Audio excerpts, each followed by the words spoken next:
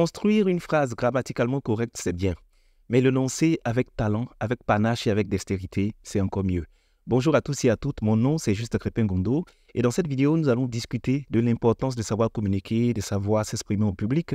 Et pour toutes les personnes qui se posent la question de savoir quelles sont les œuvres qu'il faut lire pour rencontrer de nouveaux thèmes, comment réussir à étoffer son vocabulaire et l'insérer dans notre langage quotidien, ne quittez pas cette vidéo.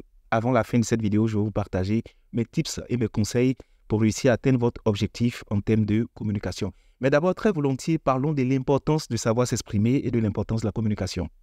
C'est un enjeu vital, que dis-je? C'est désormais une compétence importantissime pour tous les compartiments de nos vies, que ce soit dans la drague, que ce soit pour négocier une augmentation dans un entretien d'embauche, dans une vente, que ce soit faire passer une émotion, que ce soit en politique, que ce soit en tant que commercial, même que ce soit dans notre relation quotidienne, on a besoin de savoir s'exprimer.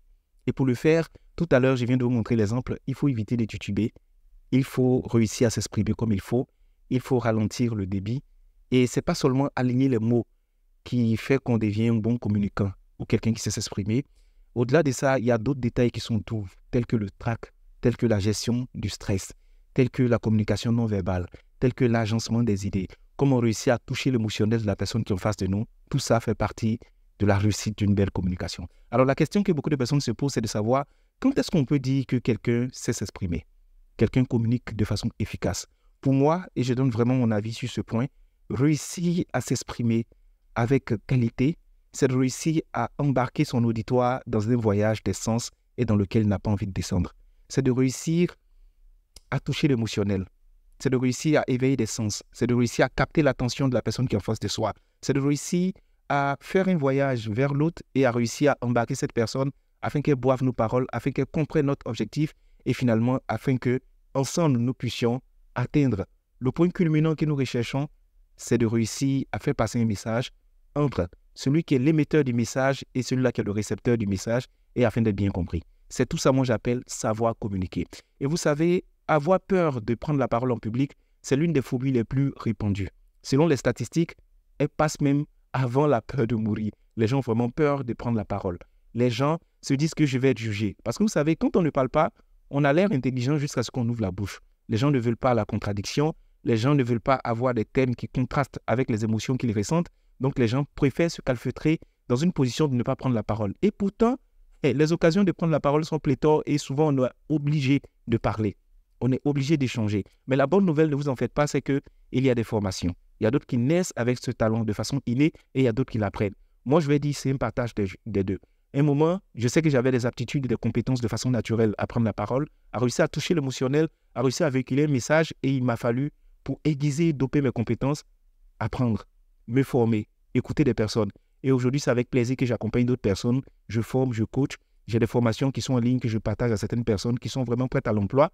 Donc, si ça vous intéresse, n'hésitez pas à me laisser un message inbox et puis ensemble, on va parler des conditions. Maintenant qu'on a parlé de l'importance de savoir s'exprimer, je veux vraiment mettre un point d'honneur concernant les managers, concernant les entrepreneurs, concernant les personnes qui vont chercher des marchés. Vous avez besoin de savoir vous exprimer. Même lorsque vous êtes en train de chercher un emploi, vous devez être capable de vous exprimer, sans bafouiller, sans baragouiner, sans être en train de tutuber, sans beaucoup de c'est-à-dire sans avoir une attitude qui trahit les émotions qui sont en vous. Parce que souvent, on est en train de bouillir en nous et à l'extérieur, on veut garder cette attitude plate, cette attitude taciturne et pourtant, au fond de nous, on est en train de bouillir et on est trahi par certains gestes, par certains réflexes. Donc, il nous faut souvent avoir une prise de parole qui est posée, une prise de parole qui est calme, savoir utiliser les silences par moment.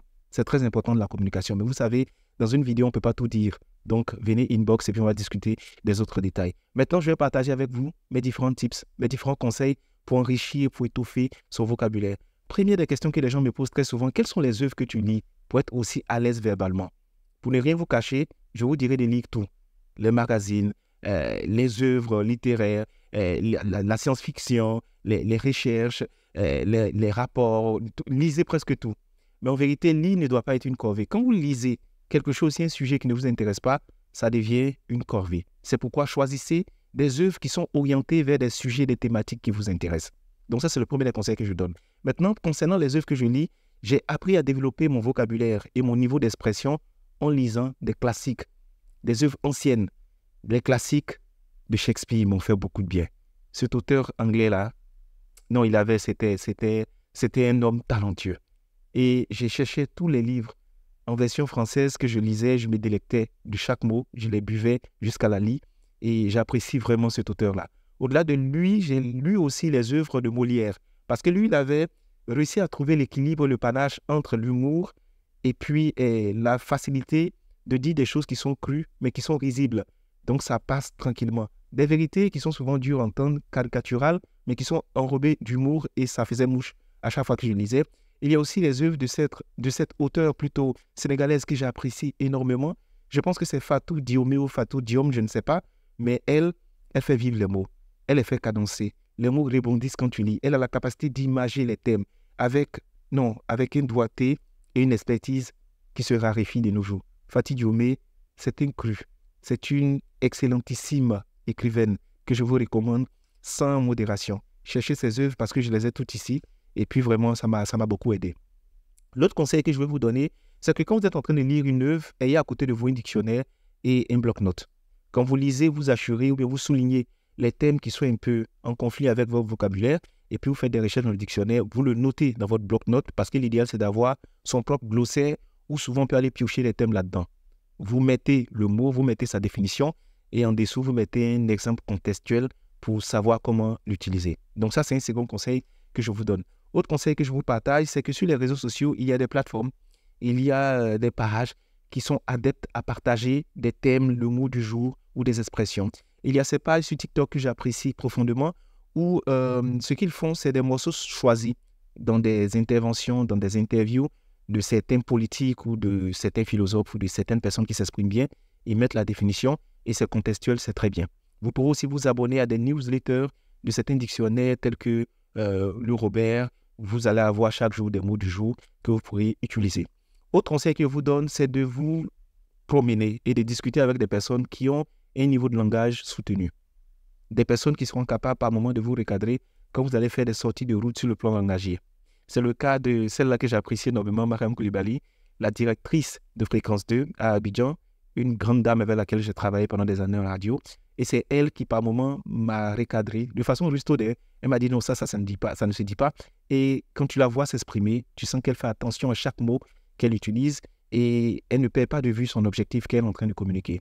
Grande maîtresse de cérémonie qui n'est plus à présenter. Donc, félicitations à cette grande dame-là. Prenez le temps de parler à des gens qui vont challenger votre vocabulaire. C'est très important. Et aussi, ce que j'aimerais dire, c'est qu'il faut aller sur des débats profonds, des débats qui vont solliciter votre sagacité et toute votre matière grise. Les débats de caniveau, ce sont les débats liés au buzz, les débats liés aux personnes, les débats petits bras. Partez sur des débats qui vont mobiliser toutes vos compétences sur le plan du langage, qui vont pousser à aller fouiller au tréfonds de vos compétences pour sortir les thèmes qu'il faut. Autre conseil que je vous donne, ce sont vraiment les jeux des lettres. Le Scribble, c'est un jeu qui est beau, que j'apprécie énormément, parce que de manière ludique, il nous permet de pouvoir rencontrer de nouveaux mots et on s'enrichit du vocabulaire de l'autre, on découvre de nouveaux thèmes et surtout le fait que le dictionnaire soit juste à côté, c'est une pépite et c'est une mine à exploiter. On a aussi les mots fléchés, les mots croisés. Avant, je me délectais énormément dans les journaux en Côte d'Ivoire parce que au verso de tous ces journaux, on avait un jeu de mots croisés et j'étais heureux de pouvoir trouver les thèmes et quand je découvrais le dernier mot mystère, j'étais comme un gamin en train de bondir dans tous les sens. Donc, voici quelques conseils que je partage avec vous. Une chose est sûre, c'est que quand on a la volonté, on peut le faire. Vous devez vous dire qu'au niveau où je suis, il faut que je m'exprime mieux. Ça doit être une prise de conscience pour vous. Une fois que vous allez finir de prendre cette conscience-là, vous allez maintenant chercher toutes les sources d'informations, toutes les formations qui peuvent vous aider à vous améliorer au quotidien. Mais comme je vous l'ai dit tantôt, si vous avez besoin d'un accompagnement personnalisé, n'hésitez pas à me contacter, n'hésitez pas à me faire confiance et ensemble, nous allons réussir à faire une mise à niveau de meilleure qualité de votre manière de vous exprimer. À très bientôt.